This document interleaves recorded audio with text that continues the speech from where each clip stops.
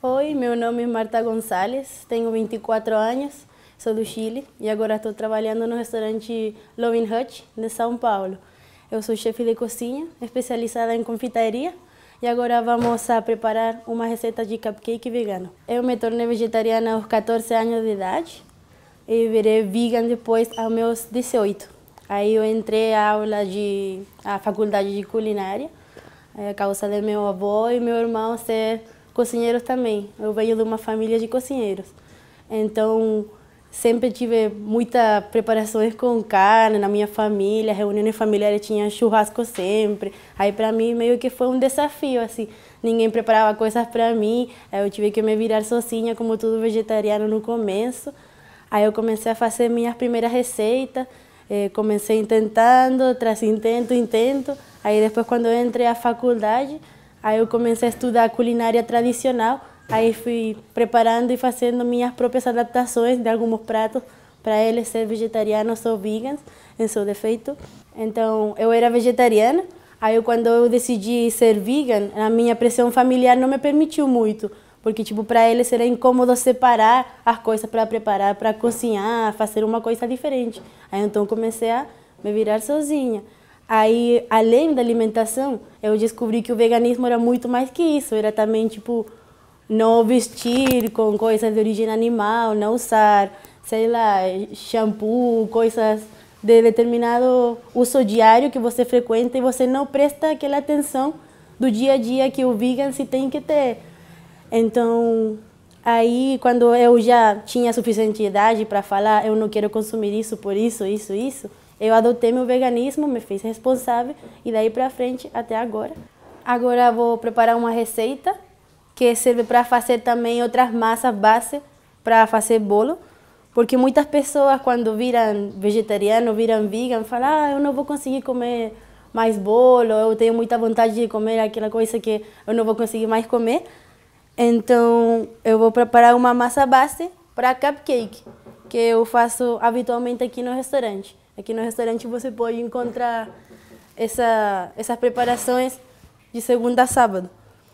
Vamos a precisar para essa receita base farinha de trigo, cacau em pó, leite de soja, óleo, vinagre, fermento em pó, leite condensado de soja que você acha no mercado, na zona cerealista, tem um monte de lugares onde pode achar.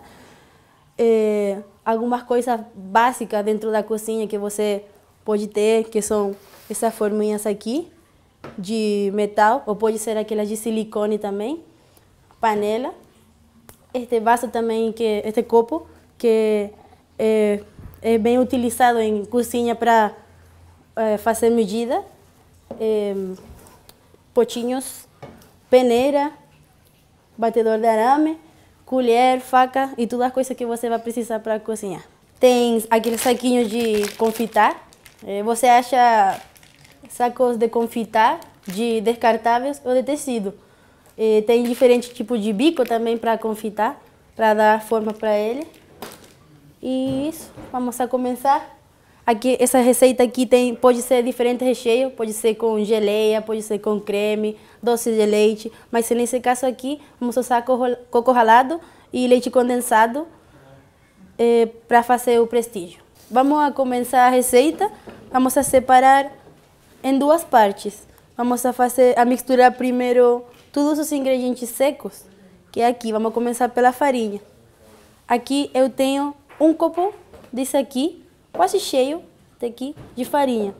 É interessante sempre quando a gente vai fazer bolo, peneirar, porque tem de pronto pedrinha, sujeirinha do saco de farinha gigante. Então vamos passar pela peneira.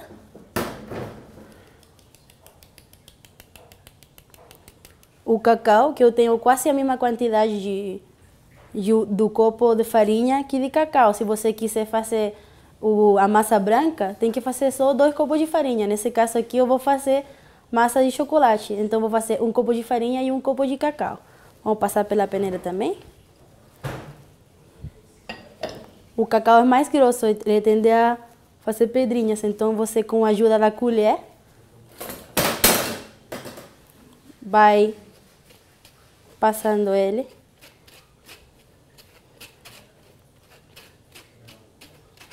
pela peneira. Vamos a usar também uma tampa de fermento em pó, que também a medida exata é uma colher cheia de fermento em pó. Aqui eu já tenho medido aqui uma colher de fermento em pó. E vamos a misturar.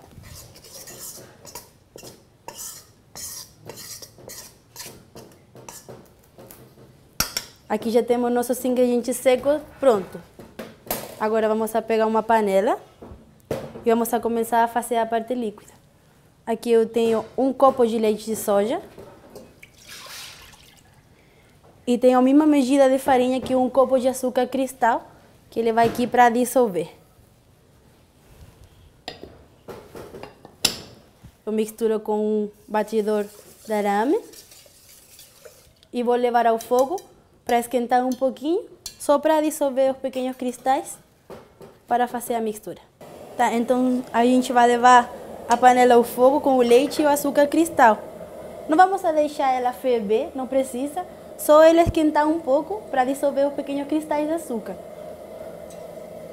Aí pode mexer um pouco para ajudar ele a acelerar o processo. É sempre interessante fazer isso aqui do leite e açúcar cristal em uma panela que não seja de teflon. Porque se é de teflon, você com o arame vai raspando, vai estragando a panela e pode conter traços depois a preparação no leite de teflon. É muito perigoso isso. Então, vamos dissolver aqui. Como eu falei, também é interessante mexer por toda a borda para ele não queimar. E já está pronto. Então, eu pego outro disso aqui para fazer a mistura dos ingredientes. No ordem, aqui tem os ingredientes secos. E aqui tem o meu leite com açúcar. Então, o ordem em confeitaria é sempre interessante.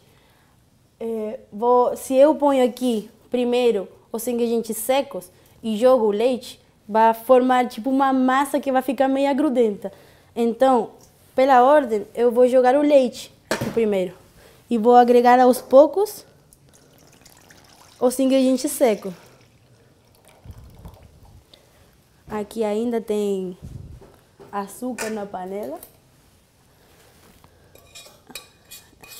Para que ela fique o suficientemente doce, você não pode esquecer todo esse açúcar aqui dentro da panela, jogar dentro.